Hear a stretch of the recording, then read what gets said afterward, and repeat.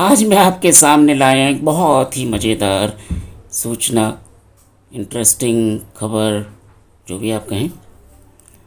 कभी आपने सोचा है कि आज हमारे पास जिस तरह से नहाने के लिए, कपड़े धोने के लिए बहुत सारे साबुन हैं, डिटर्जेंट हैं, पाउडर हैं, और हम अपनी पसंद का बाज़ार से ले आते हैं। लेकिन पुराने ज़माने में लोग कैसे नहाते थे, कैसे कपड़े धोते थे?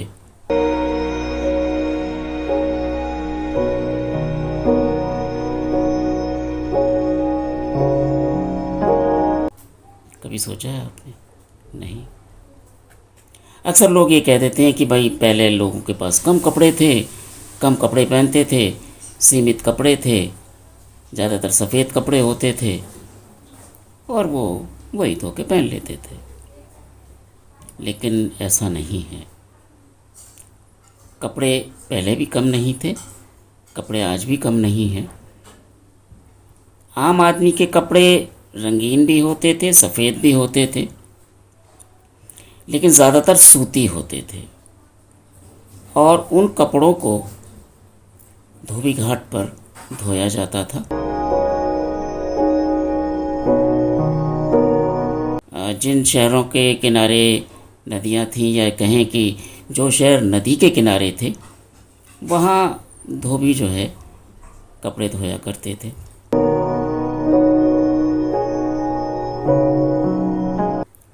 जो सक्षम नहीं थे वो अपने आप कपड़े धो लेते थे। उसके लिए क्या इस्तेमाल होता था? उसके लिए आम तौर पर दो तरीके अपनाए गए थे। पहला ये कि घर पर गर्म पानी में कपड़े उबाले जाते थे। एक बड़े बर्तन में पानी डाला, उसको गर्म किया और जब वो खौलने लगता था तो कपड़े डाल दिए जाते थे। उसमें कपड़े धुलते थे, साफ भी होते थे। और दूसरा था रीठा से कपड़े धोए जाते थे। वैसे रीठे का दूसरा इस्तेमाल भी आगे बताऊंगा आपको। रीठा कपड़े धोने के काम आता था और कभी कभी सोडा डालकर कपड़े धो दिए जाते थे। कुछ लोग कहते हैं कि शायद नमक डालकर भी कपड़े धोए जाते थे, क्योंकि उससे गंदगी कट जाती है। तो बहुत सारे तरीके थे, अपने अपने तरीके से लोग कपड़े धोते थे। जब एक बीमार व्यक्ति होता था तो उसके कपड़े गर्म पानी में जब उबाले जाते थे तो नीम की पत्तियां डाल दी जाती थी।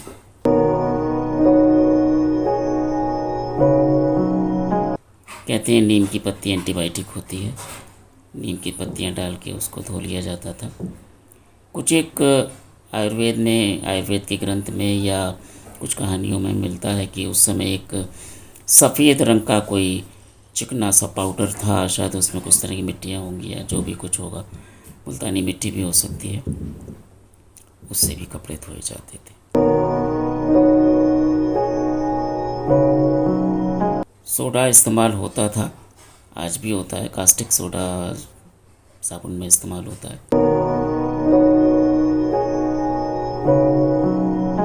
तो अगर मूल रूप से हम देखें कि साबुन में जो चीज़ आज इस्तेमाल की जा रही है उसका मौलिक रूप प्राचीन काल में इस्तेमाल किया जाता था। राजा रानी के कपड़े या रईसों के कपड़े जो रंगीन होते थे, चमकदार होते थे, रेशमी कपड़े होते थे, उनको भी लगभग इसी तरह से साफ़ किया जाता था। दूसरा कि सब साफ़ कैसे होते थे, गंदगी कैसे हटे, जो दाग लगे वो कैसे हटे, तो उसके लिए नींबू का इस्तेमाल किया जाता था।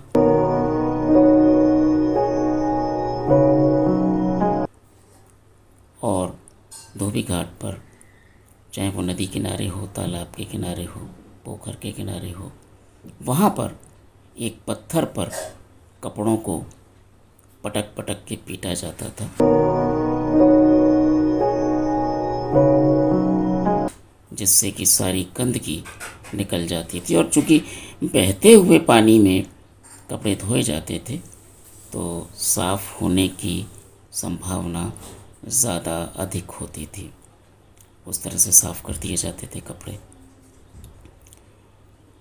अब नहाने की बात आए तो नहाने में रीठा इस्तेमाल होता था।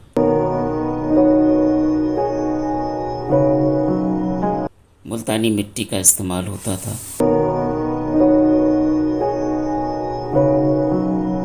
एलोवेरा का इस्तेमाल होता था।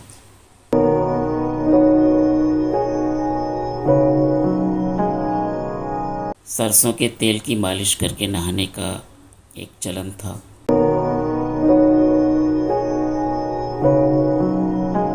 उससे बदन साफ भी होता है और जो हमारे शरीर में छोटे छोटे छिद्र होते हैं वो खुल जाते थे। तो इस तरह के स्नान हैं। चंदन का स्नान है, सूर्य स्नान है जो सूर्य में लेट कर किया जाता है।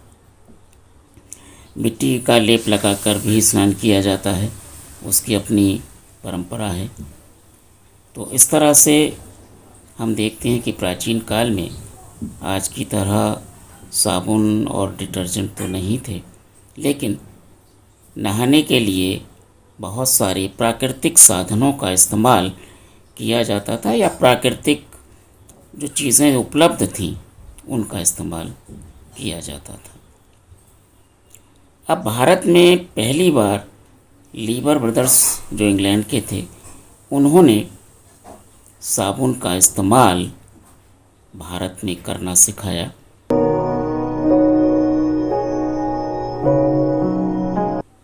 इंग्लैंड में साबुन बना और वो भारत में लाया गया।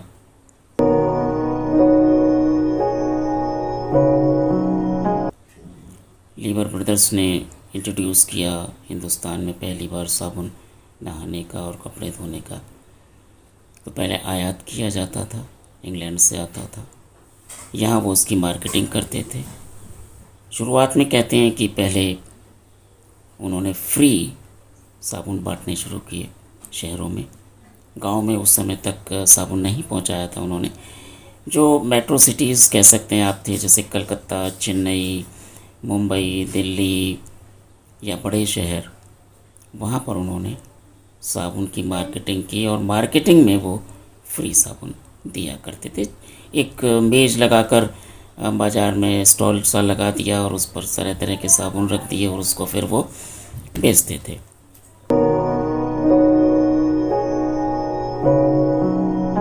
अठारह सौ 97 में पहली फैक्ट्री लगी साबुन बनाने की हिंदुस्तान में, और यहाँ पर उत्पादन शुरू हुआ, जिसका नाम आप नीचे स्क्रीन पर पढ़ रहे हैं।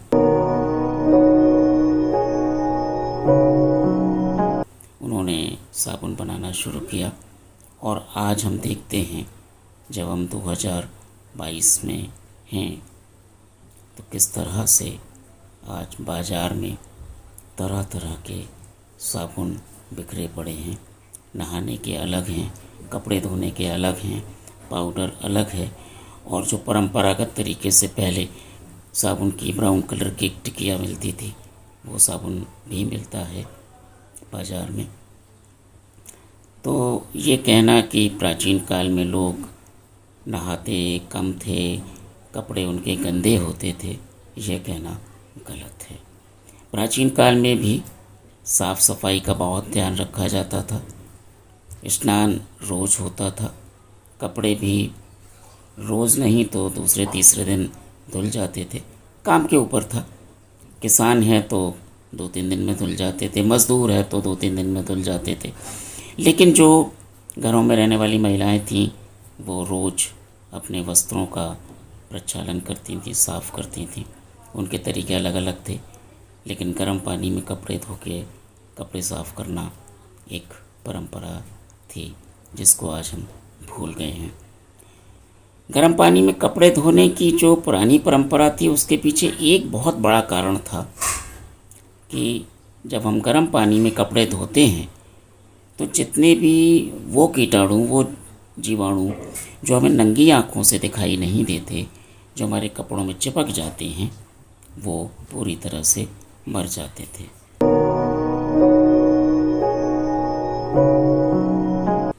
आज जब हम हॉस्पिटल्स की बात करते हैं तो वहाँ भी गर्म पानी में कपड़े धोने की हिदायत दी जाती है मरीज़ के, कि जब आप घर ले जाएं मरीज़ को तो इनके कपड़े गर्म पानी में धोएं।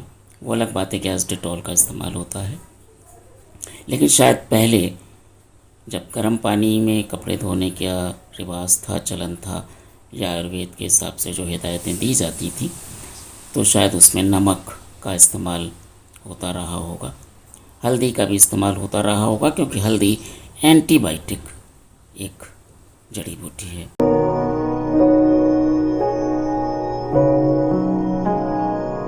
इस तरह से कपड़े साफ करने की एक लंबी श्रृंखला में मिलती है। तो कैसा लगा आज का ये एपिसोड, कमेंट करके ज़रूर बताइएगा। आप रहिए स्वस्थ, मस्त और व्यस्त। कुछ ऐसी ही जानकारियाँ लेकर मैं फिर हाजिर होऊंगा आपके सामने। तब तक के लिए दीजिए इजाज़त।